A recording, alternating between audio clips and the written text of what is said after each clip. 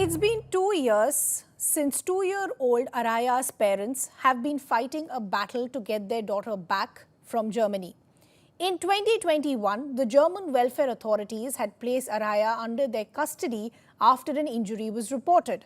But those charges were later dropped, but the custody wasn't given to her parents, who've now been running pillar to post to try and get some intervention. The proud parents and brave parents, in fact, are now joining me. Dhara and Bhavesh are joining me. धारा और भवेश, बहुत बहुत धन्यवाद हमसे बात करने के लिए.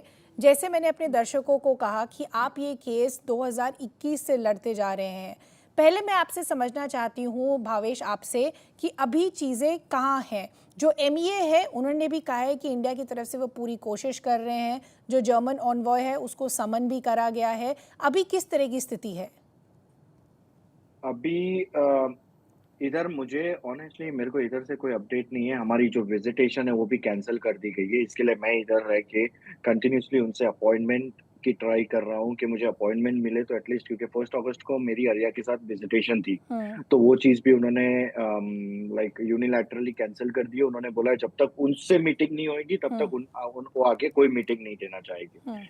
दूसरी रही बात, हम लोग ने अपील के अंदर फाइल किया है, लेकिन इधर लॉन्ग वेकेशन चल रहा है, तो समर वेकेशन होता है इधर, तो हम लोग किसी से कांटेक्ट नहीं कर पा रहे हैं, हमारे लॉयर से भी नहीं, और जो चाइल्ड सर्विस हमें मीटिंग देने वाली थी उनसे भी कांटेक्ट नहीं कर पा रहे थे। लेकिन उनसे अभी कांटेक्ट हुआ है, तो ट्यूसडे को मीटिंग दी है उन्होंने। फिर हमें पता चलेगा कि हमारी दूसरी मीटिंग आर्या के साथ कभी रिज्यूम होगी। और हम वही इंतजार कर रहे हैं कि अभी उन्हें समन्स के लिए बुलाया था, तो अभी नेक्स्ट अपडेट क्या आएगी हमारे पास, क्योंकि अभी तक मेरे पास कोई अपडेट नहीं आई इधर जर्मनी की ओर से। अच्छा, धारा मैं आपसे पूछना चाहती हूँ क्योंकि बहुत सारे दर्शक होंगे जो आपकी स्टोरी को पूरी तरह से नहीं समझते होंगे. आप मुझे बताइए, आप और भावेश जर्मनी कब गए थे और दिक्कतें कब सामने आई? पहला जो केस सामने आया था मेरे अंडरस्टैंडिंग के हिसाब से 2021 में आया था, जब एक इंजरी रिपोर्ट हुई थी. ऐसा क्या हुआ कि जो वेलफेयर कमेटी थी उनको ऐसा लगा कि उनको अपनी कस्टडी में राया को लेना होगा? जी, भावेश आईटी में जॉब करते हैं. सो हम लोग अगस्त 2018 में कुछ सालों के लिए गए थे, 2-3 सालों के लिए. और ये सितंबर 2021 की बात है, जब आर्या 7 महीने की थी. जी. तब उसके डायपर में हमने ब्लड देखा. हम्म. तो एज़ अ केयरिंग पेरेंट्स जो हम नेचुरल करते हैं, हम तुरंत डॉक्टर को कॉन्टैक्ट किया. 2 सेट्स ऑफ डॉक्टर ने आर्या को चेक की. जी. Regular pediatrician and 4 to 5 doctors including surgeon. सबने बोला चिंता की कोई बात नहीं है, there is no active bleeding, this could be hormonal bleeding, और कोई ट्रीटमेंट की जरूरत नहीं है, कह के हमने वापस भेज दिया. जी. 5 दिन बाद ऑन 21 सितंबर 2021 को हम वॉलंटरली आर्या को फॉलोअप चेकअप के लिए लेके गए. तब डॉक्टर्स ने बोला आर्या को तो इंजरी है, ऐसा बोल के चाइल्ड सर्विसेज को इन्फॉर्म कर दिया और आर्या उनको सौंप दी. फिर आर्या को चाइल्ड सर्विसेज को सौंपने के बाद कुछ टाइम के बाद हमें पता चला कि उन्होंने sexual abuse of the child suspect किया है. हमने बोला देखिए ऐसा कुछ नहीं हुआ है, हमारी बेटी है, 7 महीने की बेटी है, कोई भी माँ बाप अपने बच्चे के साथ ऐसा कुछ करने का तो सोच भी नहीं सकता. जी. और हमने अगर हमने कुछ गलत किया होता तो हम छुपाने की कोशिश करते. जी. तो हम खुद डॉक्टर के पास लेके गए हैं. फिर हम वॉलंटरीली हमारा डीएनए भी देके आ गए ताकि प्रोसेस जल्दी हो. जी. फिर दिसंबर 2021 में जिस हॉस्पिटल ने चाइल्ड सर्विसेज को बुलाया था, वही हॉस्पिटल ने sexual abuse of the child rule out करते हुए रिपोर्ट दे दी. जी. और फरवरी 2022 में पुलिस इन्वेस्टिगेशन के बाद police case without any charges बंद हो गया. जी. वो कोर्ट में भी नहीं गया. तो हमें लगा कि जो गलतफहमी हुई थी उनको वो अब क्लियर हो चुके, तो अब तो बच्ची दे देंगे. लेकिन जर्मन चाइल्ड सर्विसेज युंगर नाम ने हमारी पेरेंटिंग राइट्स टर्मिनेट करने का केस चालू रखा. फिर फैमिली कोर्ट ने बोला कि हमारी साइकोलॉजिकल असेसमेंट होगी, पेरेंटल एबिलिटी रिपोर्ट निकलेगी. जी. कोर्ट अपॉइंटेड एक्सपर्ट ने हार्डली 11-12 घंटे बाद की, पर रिपोर्ट देने में 12 महीने लगा दिए. दिसंबर 2022 में उनका रिपोर्ट आया जिसमें इंडियन एंड वेस्टर्न कल्चर के बहुत सारे डिफरेंसेस थे. एट द एंड उन्होंने हमारे फेवर में रिकमेंडेशन दिया कि बच्ची भले महीने में 1 घंटा मिलती है फिर भी पेरेंट्स से अटैच्ड है, तो उसके डेवलपमेंट के लिए जरूरी है कि वो माँ बाप के साथ रहे. जी. तो अपॉइंटेड एक्सपर्ट ने रिकमेंडेशन दिया कि बच्चे को पेरेंट्स के साथ पेरेंट चाइल्ड फैसिलिटी में रखा जाए. जी. कोर्ट की हियरिंग जो चली 11 घंटे, उसमें से 9.5 घंटे कोर्ट अपॉइंटेड एक्सपर्ट की ही बात सुनी। तो सारी चीजें हमारी पेरेंटिंग स्किल पे ही चली। हमें सिर्फ 1 या 1.5 घंटा बोलने का मौका दिया, जी, उसमें भी पर्सनल स्टेटमेंट देने के लिए। जी, जज ने हमें कोई स्टेटमेंट देने को या आर्ग्यूमेंट देने को अलाउ ही नहीं किया। जी। अगर सारी चीजें पेरेंटिंग स्किल पे चल रही है और कोर्ट अपॉइंटेड एक्सपर्ट की बात सुनी जा रही है, 1.5 साल तक उनके रिपोर्ट का वेट किया गया, तो एटलीस्ट वो रिकमेंडेशन तो जी। हमारे सामने है, तो वो मिलेगी। अच्छा, लेकिन 3 जून को कोर्ट का वर्डिक्ट आया, जिसमें वो रिक्वेस्ट इग्नोर कर दी गई और अरिहा की पूरी कस्टडी चाइल्ड सर्विसेज यंगन को दे दी गई। अच्छा। तो जैसे भावेश मैं समझ पा रही हूँ, धारा जैसे बता रही हैं कि 2021 का जो केस था वो 2022 में सारे चार्जेस ड्रॉप हो गए थे। उसके बाद आपको ये होप थी कि अरिहा की कस्टडी आपके पास वापस आएगी, पर ऐसा नहीं हुआ। जैसे धारा बता रही थी काफ़ी साइकोलॉजिकल टेस्ट हुए, पेरेंटिंग स्किल्स पर क्वेश्चंस हुए। आप लोग को उस टाइम रिप्रेजेंट कौन कर रहा था और आपकी अंडरस्टैंडिंग क्या थी? और वो कौन सा मोमेंट था जब आपको लगा कि कस्टडी आपके पास वापस नहीं आने वाली है? तो जैसे कि 2 केसेस चल रहे थे, एक क्रिमिनल केस था जो फ़रवरी में क्लोज़ हो गया और जी, सिविल कस्टडी केस चल रहा था। तो हमें ये लगा था कि जैसे भी क्रिमिनल केस बंद हो जाएगा वैसे हमको बच्ची वापस दे देंगे जी। क्योंकि उनको जो मिसअंडरस्टैंडिंग हुई है, मिसअंडरस्टैंडिंग वहाँ पे क्लियर हो जाती है।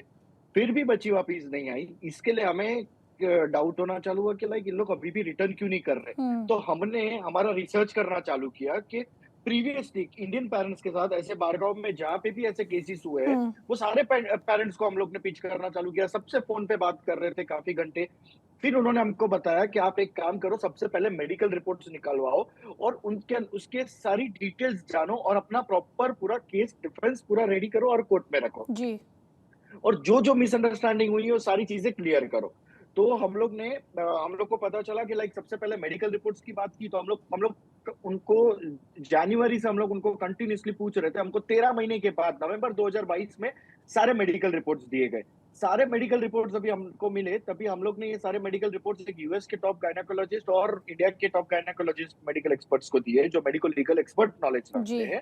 उन्होंने स्ट्रॉन्ग रिपोर्ट बनाया। उन्होंने बताया कि लाइक किस तरीके से German doctors way wrong in proving their own theories okay, और उन्होंने क्लियरली बोला है कि Aria's injury is highly likely to have been caused by an accident. Such injuries have been okay, reported to occur by accident, okay, sitting on a sharp object followed by the acts of grandmother and repeated medical examination and procedure is most likely cause of this event. Okay. उन्होंने काफी सारे invasive examination किए इतने छोटे बच्चे के ऊपर जैसे जी, सिस्टोस्कोपी, वजाइनोस्कोपी एंड यूरेथ्रोस्कोपी। जी। Usually such operations are not like such invasive invasive techniques are not investigations used. in true, are not used in such a small children. True. तो ये सारी चीजें इन्हें की थी। तो इस हिसाब से तो मुझे जर्मन डॉक्टर के कॉम्पिटेंस के ऊपर भी क्वेश्चन है। हुँ, लेकिन वो सब चीज साइड पे रख के हमें पहले हमारी बच्ची के लिए लड़ना पड़ेगा। जी, लैंग्वेज में भी जो हम लोग को इश्यू आई थी तो हम लोग ने लैंग्वेज एक्सपर्ट रिपोर्ट भी सबमिट की है। हुँ, कल्चरल डिफरेंस इसके अंदर जो जैसे दारा ने कहा कि साइकोलॉजिस्ट ने बहुत सारे हुँ, कल्चरल डिफरेंसेस के अंदर जो वेरिएशंस या कॉन्ट्राडिक्शन जो खड़े किए थे। तो एक जर्मन साइकोलॉजिस्ट है जिसने कल्चरल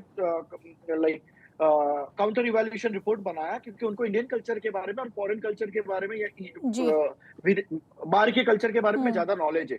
तो उन्होंने भी रिपोर्ट बनाया लेकिन हमारे कोई रिपोर्ट्स देखने में नहीं आए, हमारी कोई बात सुनने में नहीं आई और कुछ सुना ही नहीं है और पूरा एक तरफा डिसीजन दिया सो उन्होंने। उन्होंने सो हमारी तो बात नहीं सुनी, सो खुद का कोर्ट धारा अपॉइंटेड और भावेश, साइकोलॉजिस्ट की आप बात नहीं दोनों सुनी। ये कह रहे हैं कि आप दोनों का जो कंसर्न्स थी वो सुने नहीं गए हैं, तो किस तरह से ऐसा लग रहा है कि हो सकता है कल्चरल बायस का एक केस बनता जा रहा है? और हमने पहले भी ऐसे बहुत सारे केसेस देखे हैं, नॉर्वे में हुआ है, चैटर्जीज के साथ हुआ है, एक फिल्म भी उस सिमिलर केस पे बनी है।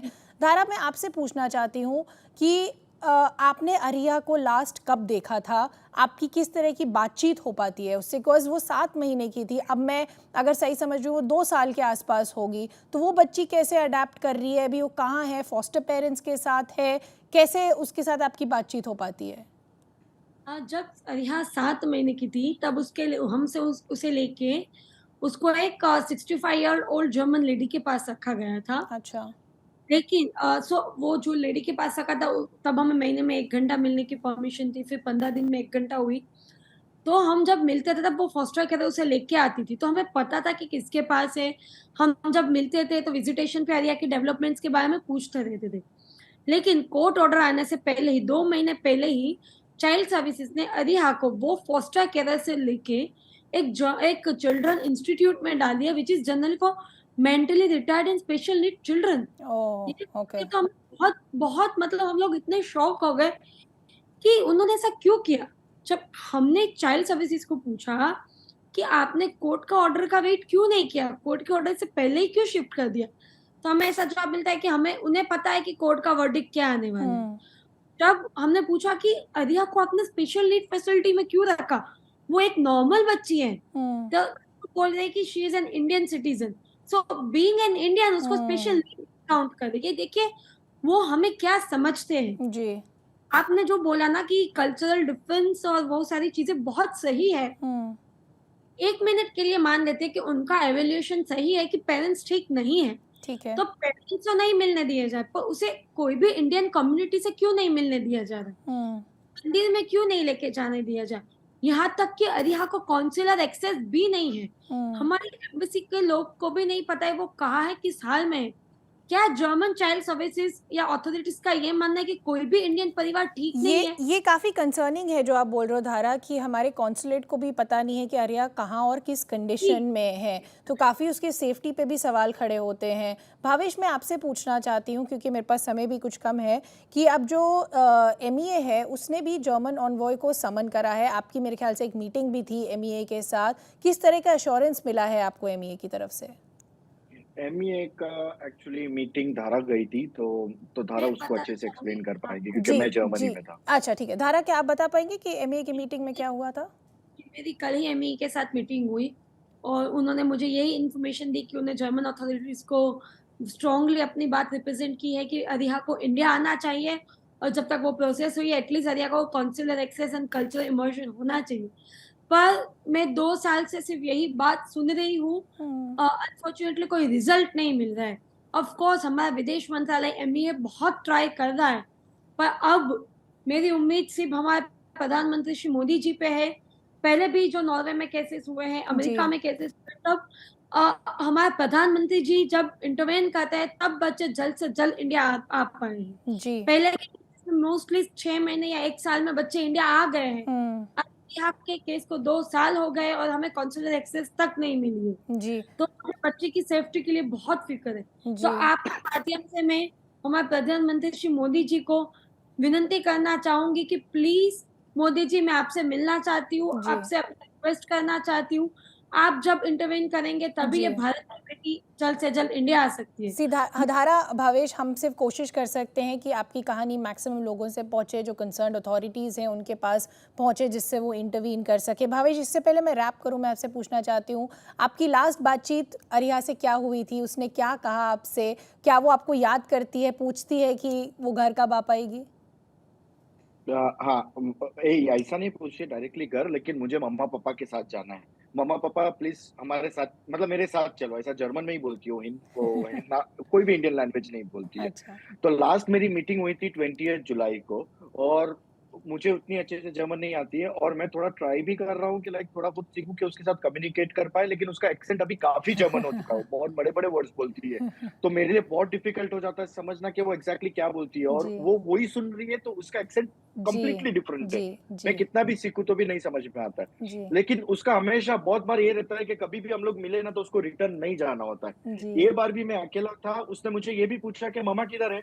मुझे सीधा सामने से उसने पूछा, वो अंदर आई मेरे साथ जहाँ पे हम लोग मिलते हैं, और तुरंत ढूंढ रही थी कि मम्मी किधर है, और फिर मेरे को पूछा मम्मा किधर है, तो मैंने उसको बोला कि लाइक मम्मा का थोड़ा तबीयत खराब थी, तो मम्मा नहीं है आई। जी। जी। फिर मैंने उसको ये भी बोला कि मम्मा को वीडियो कॉल करेंगे, तो वो खुश भी हो गई और मम्मी से जी। बात भी किया उसने। छोटी तो बच्ची है, याद वो भी तो करती नहीं है। समझ पा रही होगी उसके साथ क्या हो रहा है। बट धारा और भावेश, मैं यही कह सकती हूँ कि आप लोग स्ट्रॉन्ग रहिए। हम, जैसे मैंने कहा, हम सिर्फ कोशिश कर सकते हैं कि आपकी कहानी कंसर्न अथॉरिटीज़ तक पहुँचे, एंड देयर इज़ होपिंग कि एक परमानेंट सोल्यूशन फाइनली आ सके और अरिहा वापस घर आ सके।